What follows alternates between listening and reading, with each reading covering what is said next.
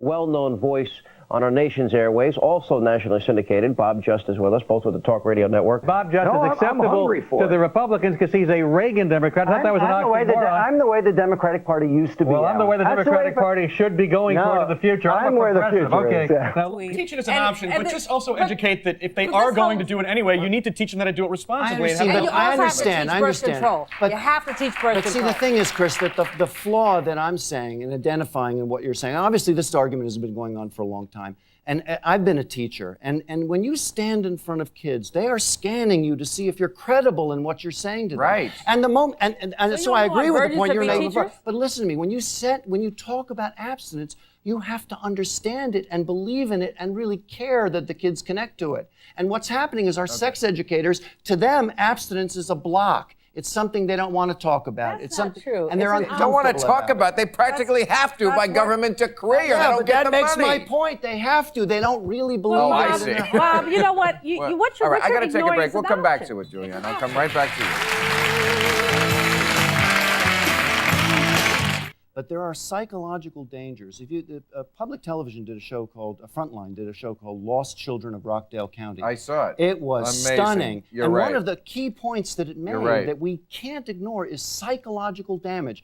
These boys and girls are not being taught the power and significance of sex and the sanctity of sex. Wait a minute. And now let me just finish. So that the point is that what happens is they're screwing around in high school. The girls feel betrayed. The boys feel like they're somebody when they're not. Right. They end up hating each other. They get to college, and this is what Frontline, the documentary said. They get to college, they can't even date. They can't even relate to each other because they've been abusing each other sexually through all of high school. No one is related. Alan and Chris, you're Democrats. Let me address this to you. We're losing our party to something that's not political. It's corruption. We are becoming, right in front of the American people, we are becoming the party of corruption. So you're trying to paint Mrs. Clinton as somebody who supports this. Alan, all of that has happened since Law Enforcement Alliance of America released that information. New York Times reported. Oh, she was for the spitting before that. The New York Times report. No, but she's not doing anything about it. What do you want her to do? You want her to get on a motorcycle and arrest people? Well, Alan, first of all, this is not about Hillary Clinton, but since you're making it about Hillary Clinton. You made it about Hillary Clinton. No, you do in your fundraising letter, Bob. That Law Enforcement Alliance of America is trying, not fundraising, Alan. Law Enforcement Alliance of America is trying to raise money for a reward to find the criminals, using Hillary. Alan, they're criminals. It's second-degree harassment. I agree. Well, then, let me go. What are you talking about fundraising for? It's to raise a reward to find these people. Bob, I'm with you. I'm with you 100. I'm with you 1,000%. And as a matter of fact, I'm going to bring Chris in here. And Bob wrote an article on his website. And I thought it was such a great analogy, and I want to steal your analogy, Bob. Thanks. And it has to do, if we're all at a wedding, and somebody would dare to spit at the bride in her gown and her veil, a curse at the bride, everybody collectively outraged would move to action. There was no action of anybody. The witnesses there were silent. Hillary only said something after weeks of being hammered by talk show hosts around the country. Her silence was deafening on this thing. And you can express outrage, but where's the action? Where's the effort to find these people? I'd like to ask Alan and Chris, what would they do if they were standing next to a person at a convention, a formal Democratic convention on the delegate floor, and those people started spitting on an honor guard? Chris get in. Alan, Chris, what would you do? German, and we're collaborators. Yeah, but Bob, it's ridiculous. Look, again, the core issue, again, comes back to the fact that if you think of John F. Kennedy, okay, I'm a Democrat, you think of John F. Kennedy, you think of Harry Truman.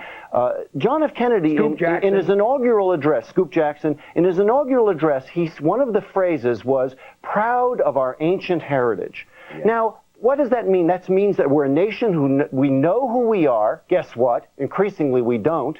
My party doesn't even seem to know what America is anymore. We are a nation which must know who we are. If we do not know who we are, then how can we stand up to a UN that is increasingly hostile to America and organizing against us. I believe in the principle of gathering around a table and talking. That's what the greatest generation, the World War II generation, believed in. That was the vision. We've got to come together and talk to prevent a world war. But again, I come back to the fact that if the United Nations doesn't stand for anything that we can agree with, and if the United Nations becomes a power struggle between the smaller developing nations and China, which is, of course, increasingly influential. A lot of people think China's behind this.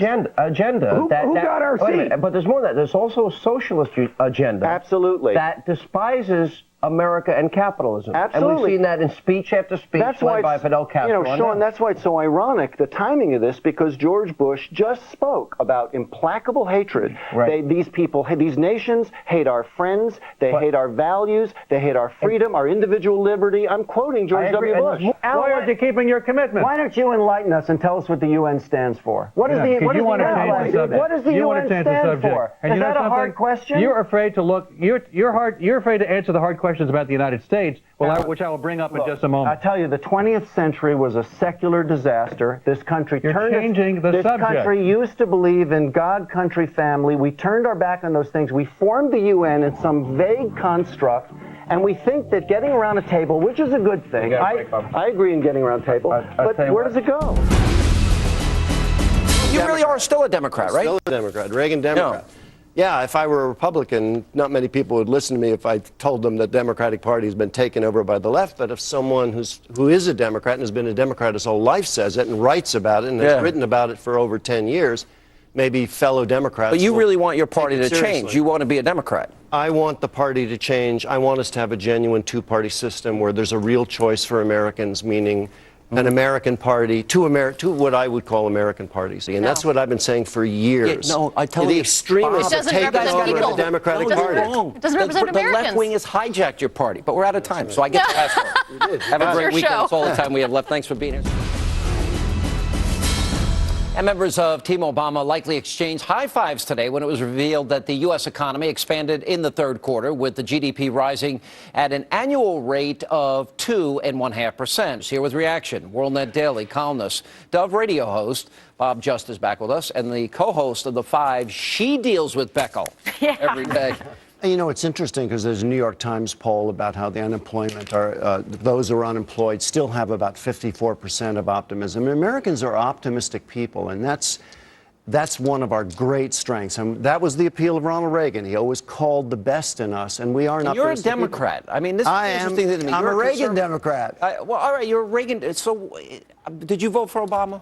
No. Why are you laughing? No. I mean, you were. Give him the truth serum. No. I vote conservative, and the Democrats haven't put up a conservative candidate for years.